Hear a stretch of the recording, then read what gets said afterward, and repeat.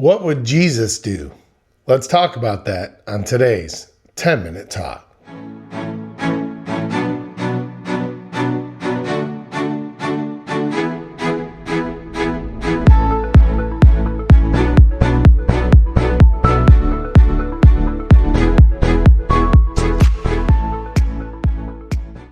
Hey, good morning, everybody, and welcome to today's 10-Minute Talk. My name is Pastor Jay Wentworth. I'm the lead pastor here at Spirit Alive Church in Yakima, Washington.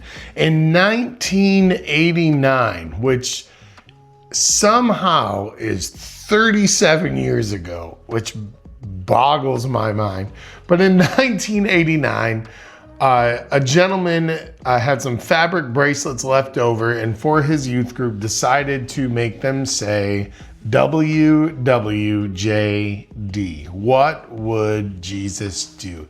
An absolutely fantastic thought and idea.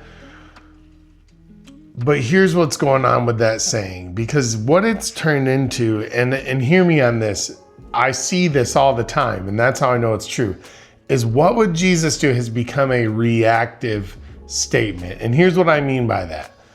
We let the situation play out first, and then we ask ourselves, well, what would Jesus do in that situation?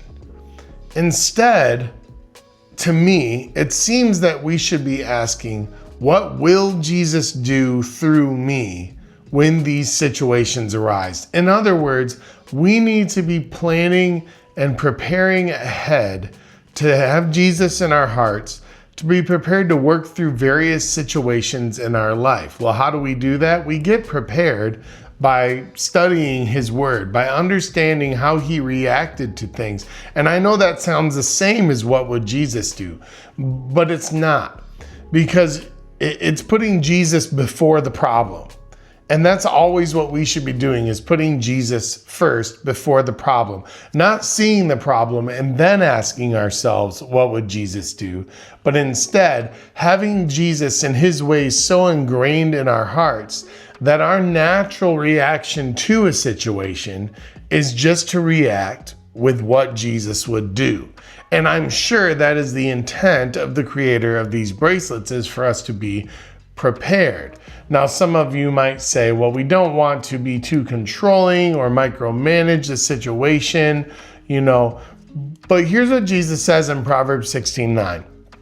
I need you to hear me on this. The heart of man plans his way, but the Lord establishes his steps. That is absolutely true. And so some of you may say, what's the point of planning ahead if the Lord is establishing my steps? Well, if the heart of man plans his way, if your heart of stone is what's planning the way, that's going to be a problem, and it's going to contradict or go against or make difficult the steps the Lord has planned for you in the first place. In other words, you're going to make the narrow path even narrower because you're going to be worried about what you planned ahead of time, and it adds an extra step of having to change your plans. But if you establish your plans with a heart of flesh, with a soft heart that is already relying on Jesus and already thinking ahead about how would Jesus handle this situation before the situation even happens.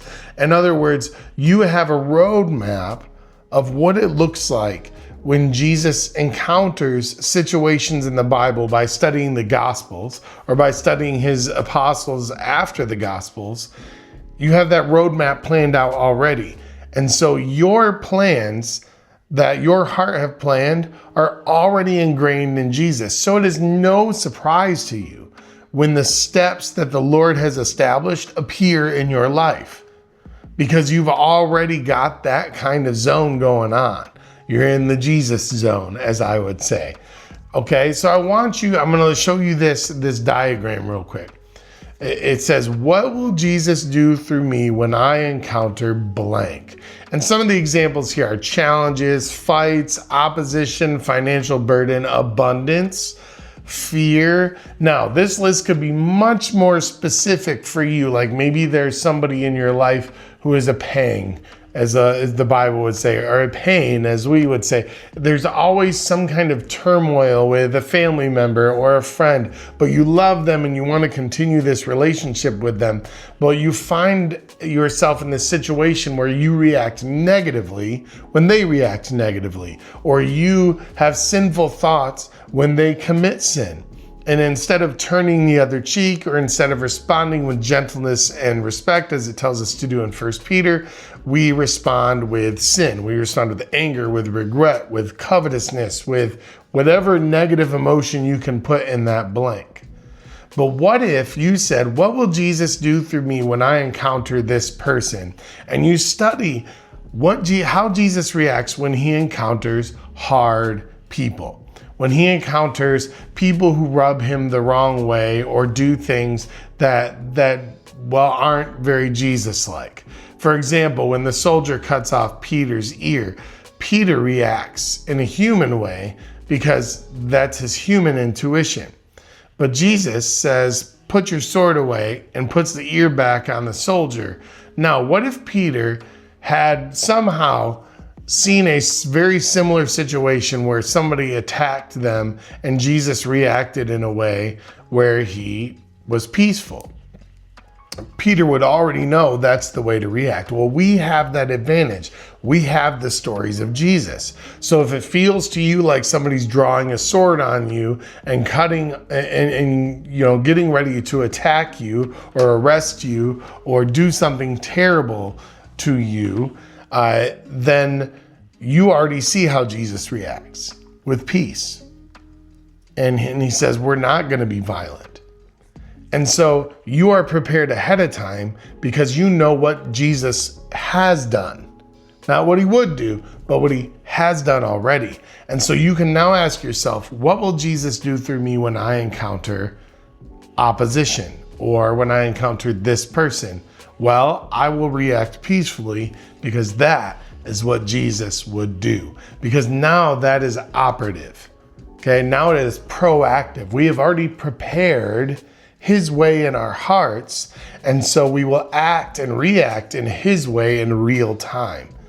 But to do that, friends, you're going to have to spend time in your word. You're going to have to study the character and the personality and the interactions of Jesus Christ. You're going to have to spend time studying those gospels deeply, looking at those red letters and understanding why is Jesus reacting the way he is reacting, and how can the Holy Spirit work through me in that way when I encounter these situations that inevitably, because of my past, I know I'm going to encounter. Because Jesus is not going to eliminate negative situations from your life, but instead, he's going to teach you how to persevere and endure and show and represent him and his peace in those situations. He's going to give you opportunities to do what he would do, or more importantly, to show what he will and can do through you as a disciple of Jesus Christ. And that is the whole thing. How can we prepare to show the fruit of the Spirit no matter the situation? We can ask ourselves ahead of time, what will Jesus do through me when I encounter blank? I'm not saying, what would Jesus do? I'm not saying throw out your bracelets. That's not what I'm saying. What I'm saying is we need to turn this into a proactive measure rather than a reactive measure. We shouldn't be wondering what Jesus would have done after something has already happened or while it's occurring, just now that thought enters our mind. But instead, in our hearts, we should plan our ways in our heart. Sorry, I just said that. In our heart, in a Jesus way. And the Lord will establish those steps ahead of time. And then we will have foreknowledge of how to act like Jesus in every situation. Friends, I hope you have a wonderful week. And I hope that you go through the Bible and think about situations in your life where you might need to react like Jesus, where you might need to act like Jesus, and prepare for him to be in your heart and prepare to act like him in all situations. Have a blessed week. Bye-bye.